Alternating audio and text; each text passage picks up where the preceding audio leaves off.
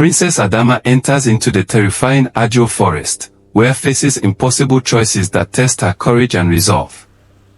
With her people's fate hanging in the balance, will Princess Adamma sacrifice parts of herself to obtain the Heartstone, the key to restoring light and hope? Or will the darkness claim her forever? Let's see what happens. They say the night the moon refused to rise, the earth opened its mouth and swallowed the spirit of the land. And from that night, the evil in the heart of the forest grew teeth. Long ago, in the river kingdom of Oro, the waters turned black. The fish floated up dead, the crops withered, and the drums of sickness beat in every heart. No healer could stop it. No sacrifice could lift it. The elders gathered in the great square under the baobab tree and said the same words in low, fearful voices. The forest has awoken. The evil forest, called Ajule, the place of no return, was not far from Oro's western border. It had always been there, older than memory, its trees twisted like the fingers of the dead. Children were told not to even speak its name at night. Hunters who crossed its edge never returned, not even their bones. Now, the people whispered that Ajule was stretching its hands toward Oro, hungering for the kingdom's heart. A prophecy was remembered, old and cracked like the masks kept in the chief priest's shrine. It spoke of a child of royal blood, born under a broken moon, who alone could pass into Ajule and return. That child was Princess Adamma. Adamma had always been different. While the other girls danced at the river festival and wove bright cloths, Adamma climbed trees, learned the songs of the hunters, and followed the old storytellers, drinking in their tales of the spirit world. Her skin was dark and shining like river stone. Her eyes were sharp, too sharp, as if they saw the bones inside a man. When the prophecy was read, all eyes turned to her. On the night of her naming, the moon had broken into 3 pieces in the sky. It was her. She had no choice. They dressed her in white, the color of the dead, and painted her skin with ash. They placed a charm of kola nut and goat hair around her neck.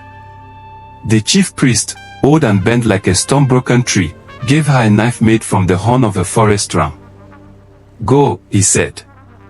"You must find the Heartstone and cut it free.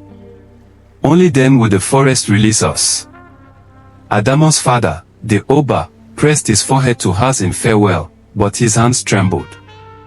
Her mother wept behind a veil. Then Adamma turned her back on the village, and without looking back, she walked toward Ajule. The land changed as she neared the forest. The air grew heavy, thick with the smell of rot and iron. The ground grew soft and sucked at her feet. Strange birds, with feathers like shredded cloth, watched her from twisted trees. The entrance to Ajule was a gaping wound in the earth, framed by trees so old they looked petrified. A thin mist crawled out from between them like pale fingers. Adamma stepped into the mist. And the forest swallowed her whole. Inside, the trees grew close, their branches knitted together, choking out the light. The air buzzed with unseen insects. Every step sounded too loud. The shadows moved even when she stood still. She remembered the chief priest's warning, "Ajule will test you. It will not kill you unless you let it." She gripped the ram's horn knife tighter. Hours, or maybe days, passed. Time had no meaning here. Then came the whispers. They called around her ears like smoke. "Adamma, Adamma, you cannot save them. Turn back, they already rot in the ground. You belong to us now." She pressed her hands to her ears and ran. The forest shifted around her, trees bending and snapping, roots riding under her feet. At last she stumbled into a clearing. At the center stood a giant tree, black as tar, with faces carved into its trunk, faces that wept blood. Under the tree sat a figure. It was an old woman, skin wrinkled like dried fruit, her eyes white and blind. She wore a crown of thorns and beads. "Sit, child," said the old woman. Against her better sense, Adamma sat. You seek the Heartstone, the woman said. But nothing is given for free in Ajule. What must I do? Adamma asked. The woman smiled, and her teeth were sharp and yellow. You must give me something of yourself.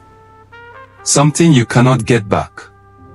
Adamma thought of her people, their faces hollow with sickness. She thought of her father, old before his time. She nodded. Very well, the woman said. She reached out and touched Adamma's chest. A sharp pain bloomed through her body, and Adamma gasped. She felt something tear loose inside her, a piece of her courage, a sliver of her fire. She felt colder, smaller. The woman laughed, a sound like dry leaves blowing over graves. The Heartstone lies deeper. Follow the river of bones. Then the woman faded, as if made of smoke, and the black tree cracked open, revealing a narrow path lined with skulls. Adamma staggered forward. The river of bones was not a river at all, but a trail made of bones, human, animal, and things she could not name. Some still had scraps of flesh hanging from them. The path wound deeper into Ajule. The trees here were dead, their bark peeled away, exposing pulsing veins. Suddenly, a low growl rumbled ahead. From the shadows leapt a beast. It had the body of a lion, but its head was that of a crocodile. Its eyes burned red. It smelled of blood and dust. Adamma froze. The knife trembled in her hand. The beast stalked closer, jaw snapping. Then she remembered something the storyteller is once said. In Ajule, not all battles are won by strength. Some are won by truth. Adamma knelt and pressed her forehead to the earth. Great Spirit, she said, her voice steady. I know you are no beast. I know you are the guardian. I ask for passage. The beast snarled, circling her. It swiped at her with a paw larger than her head, but stopped a hair's breadth away. Then, slowly, it lowered its head and licked her forehead. When she opened her eyes, the beast was gone, and in its place stood a bridge made of vines, stretching across a chasm. Without hesitation, Adamma crossed. On the other side, the ground gave way to marshland. The mist thickened until she could barely see her hands. Ships moved in the fog, thin, wobbling ships, muttering and laughing. Adamma, come dance with us. Adamma, don't you miss joy? She ignored them and pressed on. Then a voice stopped her cold. Adamma, my daughter. It was her mother's voice. Adamma turned. There, standing in the mist, was her mother, arms open. Come home, child. You have done enough. Come rest. Tears sprang to Adamma's eyes. She had not realized how much she missed the warmth of her mother's arms. She took a step forward, then another. But as she drew closer, she saw the lie. Her mother's eyes were empty holes. Her hands ended in claws. Her mouth split too wide, revealing rows of jagged teeth. Adamma screamed and stumbled back. The false mother hissed and dissolved into mist. Breathing hard, Adamma forced herself onward. At last, the mist thinned, and she found herself at the foot of a great hill. At its peak stood a stone altar, and on it, pulsing like a living heart, lay the Heartstone. It was a blood-red gem, the size of a goat's skull, wrapped in roots that pulsed and throbbed. Adamma climbed. The closer she got, the heavier her body felt, as if the very air fought against her. At the base of the altar, a figure waited. It was a boy, no older than she, with skin like polished ebony and eyes like cold stars. I am the warden, he said. You cannot take the Heartstone without a price. Name it, Adamma said, though her voice was thin. You must give me your name, he said. Without a name, you are no one. You will never find your way home. Adamma hesitated. Her name was her soul. To lose it was to be a ghost in the world, forgotten by all. But then she thought of the faces of her people. She thought of the land that had given her life. She thought of the songs yet to be sung. "Take it," she said.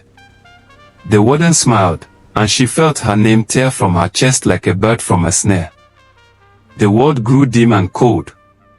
Without her name, she was nothing but a shadow. But still, she climbed. She reached the altar. She raised the ram's horn knife. The root screamed, a sound like 1,000 dying birds, and slashed at her with thorny tendrils. She dodged, weaving and ducking, until she reached the Heartstone.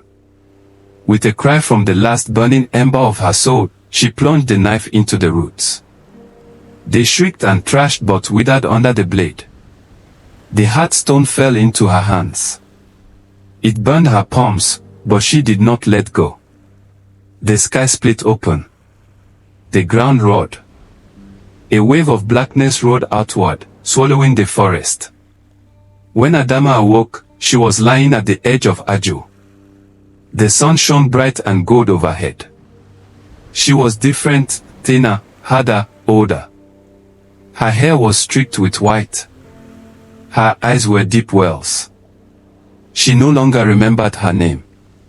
The villagers rushed to her, crying out with joy. The river ran clear once more. The crops were green. The sickness was gone. Her father wept as he held her. The chief priest named her new Nkaruka, meaning the best is yet to come.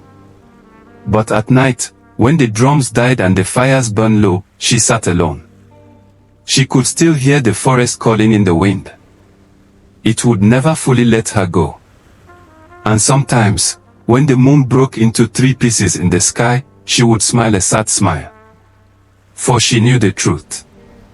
Some journeys leave wounds that no song can heal. But still, she had chosen.